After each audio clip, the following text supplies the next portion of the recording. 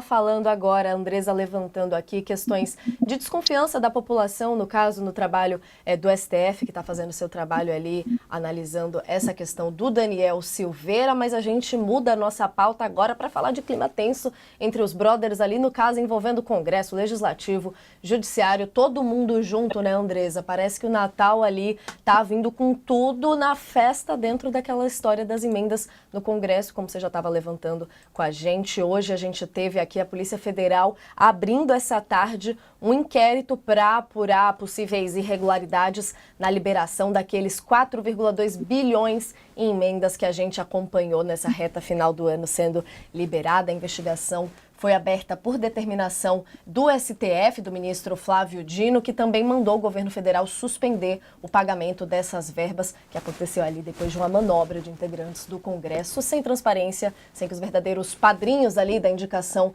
da verba fossem informados, o que, de acordo com o ministro, desrespeitou os critérios que eles costuraram ali entre a Corte, o Congresso e o Executivo nessa pauta tão polêmica das emendas. No despacho, o ministro determinou que a PF apure agora se houve algum crime ali nessa manobra feita pela Câmara para executar os recursos. O Dino também condicionou a liberação dos valores relativos a 2025 das emendas ao cumprimento das normas impostas em decisões anteriores, justamente para a gente trazer mais transparência para essa pauta das emendas. Nessa segunda, então, a gente lembra, o Dino já tinha determinado que a PF entrasse na história, ouvindo ali depoimentos justamente dos parlamentares que chegaram a acionar ali o Supremo para alertar e alegar ali problemas nesse encaminhamento das emendas que foram distribuídas agora no final do ano, de acordo com PSOL, Novo, parlamentares que entraram com essa discussão no Supremo Tribunal Federal, dizendo que foram distribuídas sem nenhuma aprovação prévia e registro formal pelos colegiados. Essa manobra que foi inclusive capitaneada ali pelo presidente da Câmara, Arthur Lira. O deputado coordenou o envio de um ofício para o Executivo em que 17 líderes partidários assinaram, então, como padrinhos a indicação de todas as emendas de comissão. O estado mais beneficiado nessa história foi justamente Alagoas, que é a base de Arthur Lira, com quase R$500 bilhão. E os parlamentares nessa história toda defendendo ali os envolvidos, mesmo sem transparência, que eles estão cumprindo o que foi determinado na lei aprovada em novembro sobre as emendas. Uma história mais do que complexa, né, Andresa, que envolve aí, no caso, uma parcela muito relevante do orçamento federal. Acho que tem vários pontos para a gente analisar aqui, mas a princípio eu queria até uma ajuda sua para a gente trazer para o pessoal aqui a dimensão dessa crise instaurada, essa crise que, se não for resolvida, o orçamento do ano também não vai virar para frente, não vai ter votação que ficou para o ano que vem. O ano já vai começar com tudo, né, nesse sentido, com esse grande bololô em torno das emendas. Como é que você vê, então, a Polícia Federal entrando e abrindo o inquérito para investigar essa liberação que já estava em pauta lá com o ministro Flávio Dino?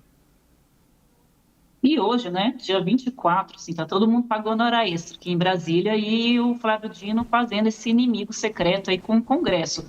No Congresso tem um sentimento muito de traição, porque havia um acordo entre o Congresso e o Executivo, não dá para tirar o governo dessa história também, dizer que é só o Congresso que fez aí essa manobra, porque quem paga a emenda é o governo federal, quem aperta o botãozinho do Pix ali é o governo federal, não é o Congresso apresenta as suas propostas, então não tem santo aí nessa história, tinha um acordo entre o governo e o Congresso para se aprovar o pacote fiscal do Haddad, em troca dessa liberação, principalmente dessas emendas de comissão. O que são essas emendas, assim, para a gente entender melhor? Emendas são recursos que os parlamentares têm direito a direcionar para obras, projetos, ações que eles entendem importantes para atender às suas bases eleitorais.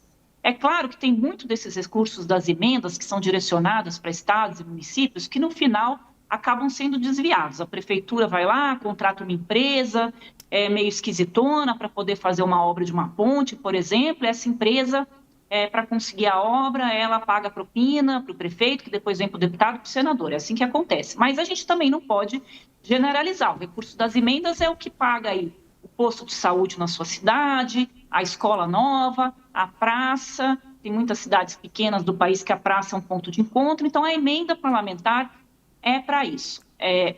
Com relação às emendas de comissão, são as comissões temáticas do Congresso que discutem os projetos. Então, tem a Comissão de Constituição e Justiça, que tem como principal tarefa ali ver se os projetos que vão tramitar na Câmara são inconstitucionais ou não. Tem a Comissão de Educação, que vai tratar de temas de educação, a Comissão de Saúde, e por aí vai.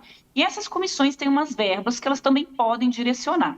O que o Flávio Dino quer? Que esses recursos, que haja um carimbo para dizer quem foi da comissão que indicou esses recursos, justamente para quando houver caso de corrupção lá na ponta, se saiba quem foi o autor que mandou esse dinheiro. Então, é por isso que a Câmara e o Senado gostam de esconder quem são os padrinhos dessas emendas, porque se no final lá tiver algum problema, e vamos ser bem claros que um probleminha de corrupção, você consegue fazer toda essa cadeia e descobrir da onde que começou esse dinheiro. Só que essas emendas de comissão elas são usadas ali pelo Congresso, principalmente para beneficiar os líderes dos partidos. Não é à toa que 17 líderes assinaram aí para a liberação dessas emendas de 4,2 bilhões de reais. Porque os líderes dizem que eles, com esses cargos, eles às vezes precisam aprovar medidas impopulares, convencer as suas bancadas que têm medidas impopulares para serem aprovadas de interesses do governo. Então, que eles teriam direito, assim, de receber essas emendas de comissão, de direcionar essas emendas de comissão, mas ali na moita, no sigilo, sem ninguém saber, para não gerar essa inveja aí entre um e outro. Oh, você mandou mais, você mandou menos. É exatamente assim que funciona ali, é vida real, gente.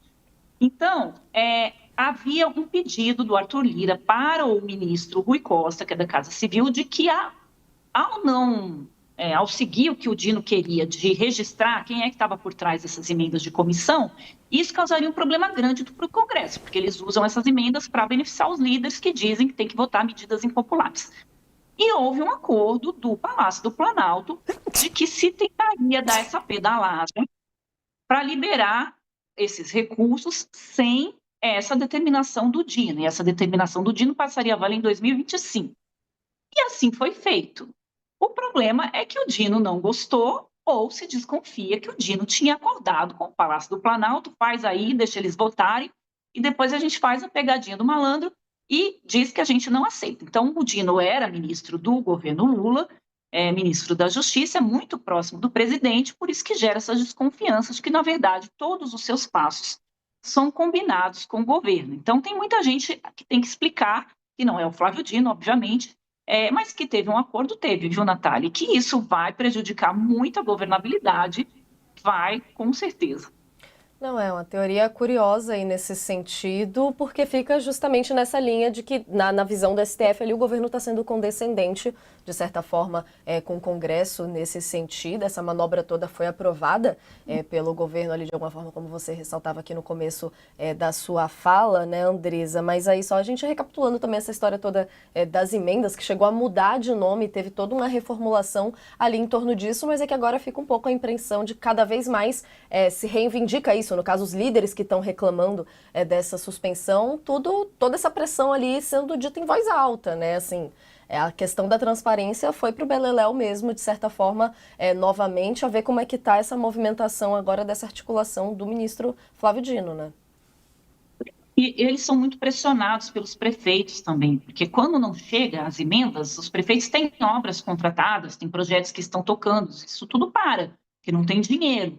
E principalmente os parlamentares do Centrão, que o Centrão tem muitas prefeituras, a gente acompanhou nessa eleição municipal, eles têm a maioria das prefeituras do país, vão continuar tendo a partir do ano que vem, eles são muito pressionados pelos prefeitos, que estão ali com contas para pagar. Então, a pressão vai ser bastante grande em cima do governo e vice-versa, ali em cima do Hugo Mota, que pode até, eu já até ouvi, viu, Natália, que se o Hugo Mota não fizer algum movimento para resolver esse impasse, ele pode até tomar um susto ali na eleição para a presidência da Câmara. Hoje está tudo muito definido, o Hugo Mota seria eleito na Câmara e o Davi Alcolumbre lá na presidência do Senado, mas esse tipo de ação contra o Congresso, que é assim que eles enxergam, pode impactar na eleição do Hugo Mota. Então, o Hugo Mota vai ter que se equilibrar aí nessas balanças para tentar resolver esse impasse, porque a partir do ano que vem tem mais o Lira para peitar o governo e tentar resolver essa questão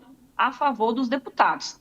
Vamos lembrar também, Natália, que não tem só Centrão aí. O líder do governo, que é o José Guimarães, que é do PT lá do Ceará, também está nesse bololô aí, como você bem colocou. O Odair Cunha, que é o líder do PT na Câmara, que é lá de Minas Gerais, dizem muito que ele vai para uma vaga no Tribunal de Contas da União, também assinou, o próprio Hugo Mota e o Arthur Lira. E na outra casa está lá o Davi Alcolumbre, que nesse momento não está assistindo a gente, porque ele está lá no Amapá, numa festa lá que vai ter o Roberto Carlos, na festa de Réveillon, que custou 3,5 milhões para os cofres públicos.